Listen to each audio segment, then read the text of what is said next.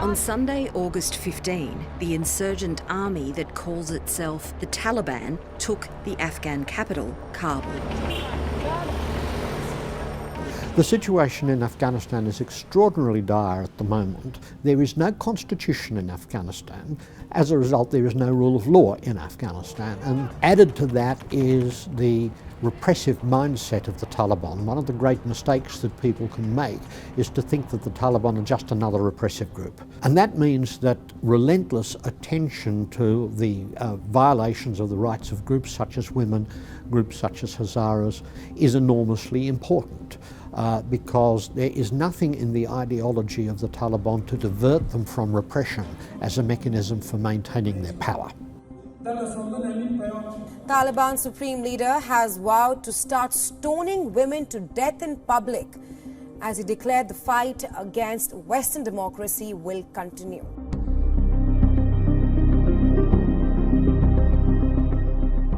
Right now, Afghan women are at the front line of fighting the Taliban's regimes.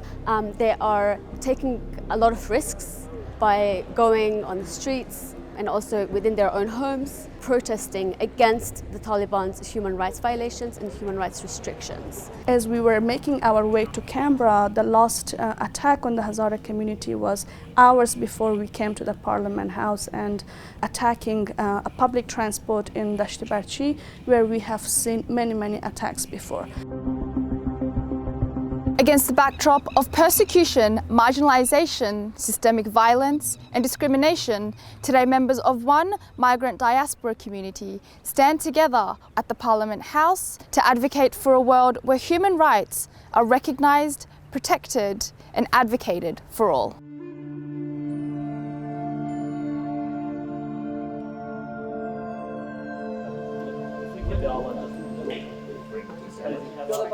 Bearing witness to the human tragedy unfold in Afghanistan since the violent takeover by the Taliban's terrorist regime in August of 2021, young academics from the Hazara diaspora community hope to advocate for the human rights of those still in the country through the Australian Hazara Advocacy Network. The Australian Hazara Advocacy Network is what the title stands for, which is it is a network of Australian Hazaras who are engaging in advocacy work inside of Australia. And what you do in advocacy work in Australia is work with elected officials, work with people in decision-making capacities within political parties, in government, but also in Parliament. The Australian Hazara Advocacy Network is made up of a network of Hazaras in Australia from a range of professional backgrounds. You know, we've got filmmakers, we've got community development practitioners, refugee advocates, we've got lawyers,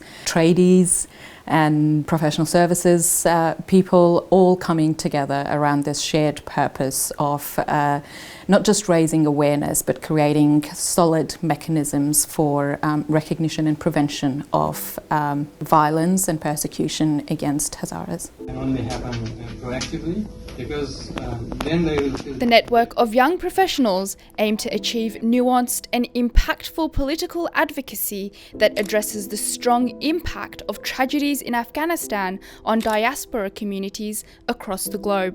What was happening in Afghanistan had very direct impact on community here in Australia. We can't turn a blind eye to it. So that's how, in the wake of those events, is how the network got together. There's a lot of organic collective action, and we realized that we're creating a lot of impact. Actually, we had the ears of the policy makers or the decision makers, people, particularly at high levels in government. They wanted to hear what we had to say, and we decided to make it official, give it a structure, and work on it with solid objectives. So the kind of work that AHAN does is really informed by the people who are part of this network. The issues that affect in terms of labour rights, in terms of immigration issues, family reunion issues. And so what we see as part of our jobs on a day-to-day basis becomes the information that we collate and then we share with the Parliamentary Friendship Group as an advocacy ask. This is what we're seeing in the Australian Hazara community, and these are the issues that we observe. and we think you should take these particular actions. So it is at once the work of collecting, collating, and projecting and advocacy, but also learning and developing and building networks and becoming effective. And over the long term, it becomes part of the collective community's skill set. We know that the Hazaras who face ethnic persecution historically and to this date. We have seen the atrocities of the Taliban that our people endured the last time they were in Afghanistan. We agreed on collective decision making, consensus decision making, and teamwork to be the core of our work and objective. But also, integrity, accountability, transparency in what we do, or the governing principles of AHAN. Because all of these are, that learning and collaborative and teamwork are acts of organized work. These are acts of learning. These are acts of political leadership that these young professionals are exercising on a day-to-day basis for multiple years.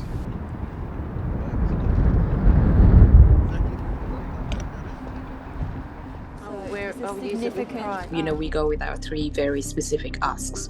And then to the earlier point about the women's persecution and gender apartheid, I think also engaging the interest of parliamentarians to collaborate, raise awareness and increase liaison with the Hazara community in Australia, the AHAN developed the Parliamentary Friends of the Hazara to address the concerns of the Hazara people in government and across party lines. We have at the highest elected body in Australian democracy a group of 20 plus elected officials in the Senate and in Parliament across party lines, all states coming together saying that we care about the Hazaras of Australia. I think that in itself is an historic achievement. We set up this group because around the world, in places where the Hazara people live, they don't have a voice in the institutions of power that affect their lives. And we don't want Australia to be one of those places. Australian Hazara Advocacy Network has met so many MPs from different political parties.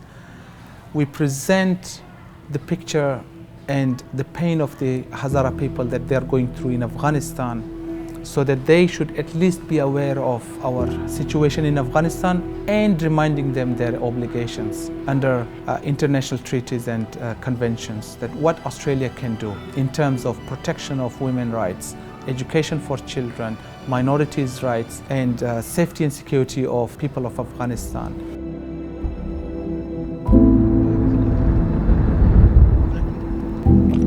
Today, the network and community members, together with Australian senators and members of Parliament, gathered at the Australian Parliament House to mark 3 years since the forcible takeover of Afghanistan and to reflect on what has been done for the advocacy of the Hazara people. We are here at the Australian National Parliament. We are commemorating the 3rd anniversary of the fall of Afghanistan, violently taken by the Taliban. So we are having a series of events, which is a meeting with the MPs. We had a press conference where we talked with the media, and we will show a short documentary film that I created after I came from Afghanistan. It dawned on me how much for the last 3 years as we come together today that the women in Afghanistan have not been afforded those rights. To recognise the gravity of the situation, in today's events we'll have a very short documentary viewing from Ali.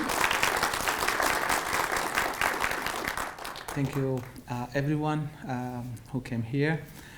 I'm a photographer, and when Afghanistan collapsed on the evening of the 15th of August 2021, with so many Hazaras, so many people of Afghanistan, I cried with my wife.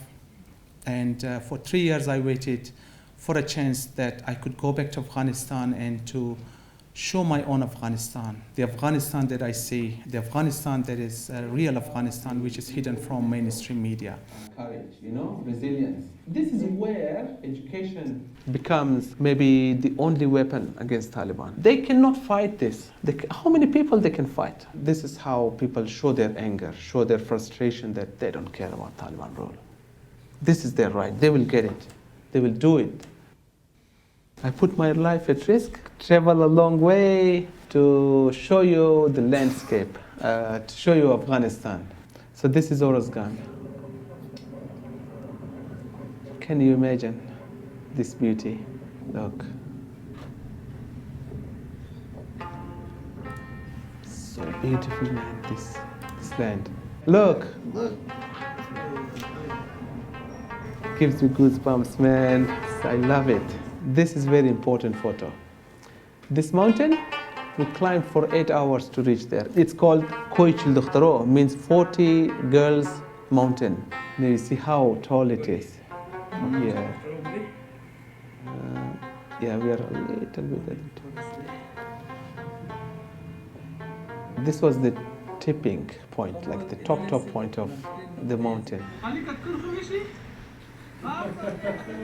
We try to find some ways to have fun. You just sit down. Yeah. Will I go again? My business is not finished. Muzaffar, this is amazing. I, like Andrew, I am in awe of your bravery in undertaking this. I want to say a very simple thing, and that is that nobody can ever take your education away from you. No matter what people take from you, they cannot take your education away. And I think the Taliban know that. They know that the one thing that will always stay with you is your education, and that's one of the reasons they have systemically used the oppression of the Hazara and particularly of women and girls to break your community. So the event was an avenue to raise awareness for what's happening in Afghanistan and how it impacts people, the diaspora's lives in Australia, and capture a little bit of the reality of life in Afghanistan through some raw footage of what's happening, what does the regime of the Taliban look like on the ground, and what that means for us here. And we have met so far the Green senators, member of parliament. We presented them the situation of Hazaras in Afghanistan and the women's rights and restrictions that they are facing in Afghanistan. I want to congratulate the Australian Hazara community for continuing to show this resolve and care. Australia made promises to thousands of Afghanis who worked with the Australian troops, who worked with the Australian government during the 2 decades that Australia was in Afghanistan. And those promises were they would not be abandoned. Well, it's time for the Albanese government to live up to those promises and commitments. And that's really what we're calling for today. The first thing is for those thousands of Afghan asylum seekers, many from the Hazara community, who had their asylum claims unfairly rejected by the fast-track system, offer a fair pathway so that their asylum claims can be fairly assessed and give them that pathway to permanency in Australia. The Albanese government could do that today with a simple regulation. And lastly, family reunion. Well, let's open a pathway so that those mothers, those wives, those daughters, those aunties can have family reunion and come back to Australia. And let's not limit it to just the women, because we know that the men too are facing that discrimination. Number one, it's important that we never forget those people who have had to flee Afghanistan and have made their home here in Australia now. We need to ensure that the systems and processes are in place to support them fully and to enable family reunification for them wherever is a possibility. Secondly, it's imperative that the Australian government does not normalise a relationship with the Taliban-led Afghanistan. We cannot legitimise this regime in that nation. As a nation, we must be prepared to do more than just talk about the value of those conventions. We must stand in solidarity with communities like this community, the Hazara community, the women of Afghanistan, in saying that we do not accept the regime that is in place in Afghanistan, and we will hold those who are perpetuating these crimes to account, and they will be found guilty in our international human rights courts. Thank you.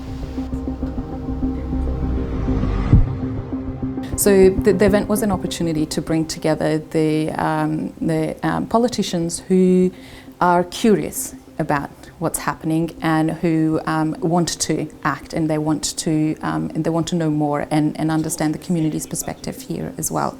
And feel free to communicate with our office about the questions you want to ask, the policies you want tested, and we can test those throughout the parliamentary cycle.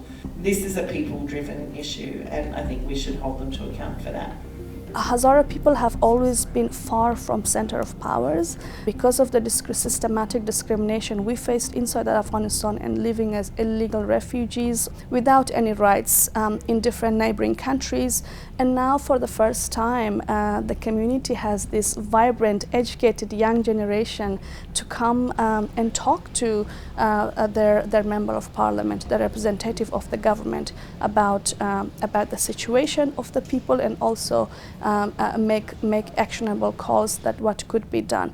Hazara persecution have been happening for over 140 years, and this is probably one of the first group that came into place as an advocacy group. Because it's our responsibility to make sure that the Hazara rights are recognized, and they are protected and respected.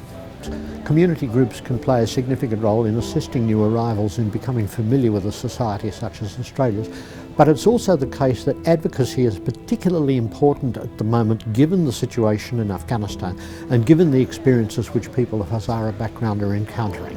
In the absence of voices in different parts of the world that can articulate these messages, there's a real risk that the wind will blow away people's words in Afghanistan. Minority groups like Hazaras and women that becomes more. The network expresses that the collective voice and skill set of the community will play a pivotal role in amplifying key messages and strengthening their achievements in advocacy.